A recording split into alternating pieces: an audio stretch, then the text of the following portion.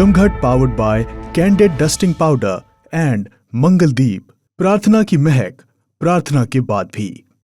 Candid dusting powder redness, irritation, sweat rash और fungal infection जैसे 4 skin problems का एक एक्सपर्ट सॉल्यूशन। अब रहो अनस्टॉपेबल कैंडेड डस्टिंग पाउडर के साथ।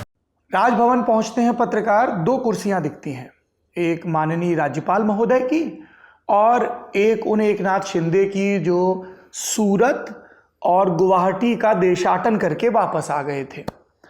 फिर तीसरी कुर्सी लग जाती है और हम लोग ये राजनीति का एक अद्भुत चमत्कार देखते हैं। देवेंद्र भाई, क्या हुआ था? क्योंकि हमने वो प्रेस कॉन्फ्रेंस भी देखी जिसमें आप कह रहे हैं कि हम सरकार को बाहर से समर्थन देंगे। ये 30 जून की कहानी बता दीजिए।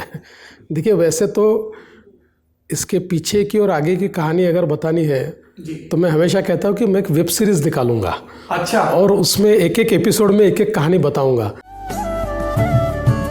प्रार्थना की महक, प्रार्थना के बाद भी। लेकिन ये जो आपने सवाल पूछा है, तो एक्चुअली जिस समय ये हम लोगों ने तय किया कि अब शिंदे जी के साथ हम लोग जाएंगे, तो मेरा अपना मानना था कि शिंदे जी को ही मुख्यमंत्री हमने बनाना चाहिए।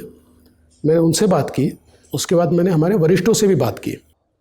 हमारे वरिष्ठों को पहले लगता था कि अपने 115 है जी और हम लोग ये निर्णय कैसा करें, लेकिन बाद में हमारे जो हमारे हाईकमांड है उनको भी ये लगा कि नहीं, हम लोगों ने इसमें 2 चीज़ें हैं। एक तो उनको भी कॉन्फिडेंस मिले, उनके लोगों को भी कॉन्फिडेंस मिले। दूसरा, हम ये भी दिखाना चाहते थे कि भाई हम सत्ता के लालची नहीं है। हम अगर उद्धव ठाकरे जी को कोई शब्द देते कि भाई आपको बनाएंगे, तो हम बनाते। हमने नहीं दिया था इसलिए नहीं बनाया, तो इसलिए हमने निर्णय किया। जब ये निर्णय हुआ उस समय मैंने पार्टी को ये कहा था कि मुझे बाहर रहने दीजिए। हम सत्ता के बाहर मैं रहूँगा, बाकी पार्टी रहेगी, ऐसा नहीं कहा था। और मैंने उसका कारण ये कहा था कि लोगों के मन में मेरी जो प्रतिमा है एक लालची राजनेता के रूप में आएगी कि देखो 5 साल मुख्यमंत्री रहा और अब सत्ता के लिए उप मुख्यमंत्री या मंत्री पद ले रहा है। तो इसलिए मैंने कहा था कि मैं चलाता हूँ सरकार ठीक से, अपने लोग अंदर रहेंगे, मैं बाहर से पूरी मदद करता हूँ, मुझे बाहर रहने दीजिए। तो पहले मुझे पार्टी ने कहा था कि ठीक है, कोई बात नहीं, आप बाहर रहिए। लेकिन उस दिन मुझे पार्टी के वरिष्ठों ने फ़ोन किया।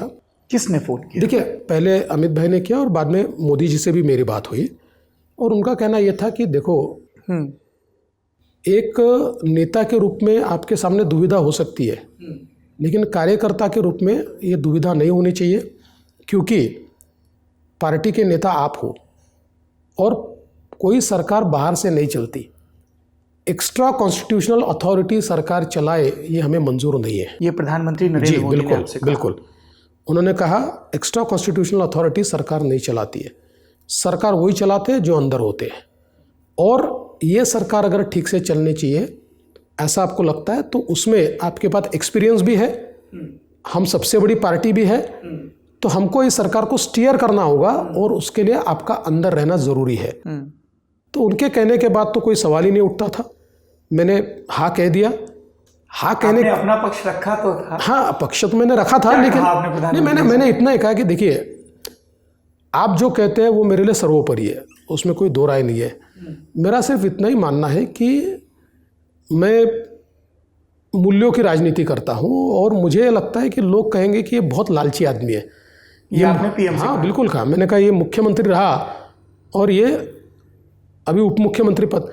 तो पीएम साहब ने मुझे कहा कि देखो, हमारे लिए पार्टी के नेता आप हो और अपनी पार्टी सरकार है, सरकार में जा रही है, तो आपने वहाँ होना चाहिए। तो इससे ज़्यादा तो पीएम साहब के साथ आर्ग्यूमेंट का तो कोई सवाल उठता नहीं है। पीएम साहब को अपनी बात कह देते। और मैं आज कह सकता हूँ, देखिए, उस समय मैंने तो पीएम साहब ने कहा, मैंने स्वीकार भी लिया, मैंने मुझे मन से स्वीकार किया। हाँ, थोड़ा मैं झूठ क्यों बोलूँ, मुझे लग रहा था कि अपन गलत कर रहे, लोग क्या बोलेंगे। लेकिन साहब, उसके बाद जिस प्रकार से पीएम साहब ने ट्वीट किया, जिस प्रकार से पार्टी ने उसको एक प्रकार से उठाया, और मैं सच कहता हूँ, देश भर से नेताओं के, कार्यकर्ताओं के, मुख्यमंत्रियों के फ़ोन आए और उन्होंने कहा कि हमको आप पर नाज है, आपने पार्टी के लिए पद स्वीकारा। तो मुझे इतना कॉन्फिडेंस आया, मैंने कहा अरे ये तो गलत नहीं हुआ है, ये तो अगर इस प्रकार से ये संदेश जा रहा है तो अपने को जो लगता था ऐसा संदेशा नहीं जा रहा है। और उसके बाद फिर मैंने पलट कर नहीं देखा, मैं सरकार में काम कर रहा हूँ, पूरी ताकत से कर रहा हूँ।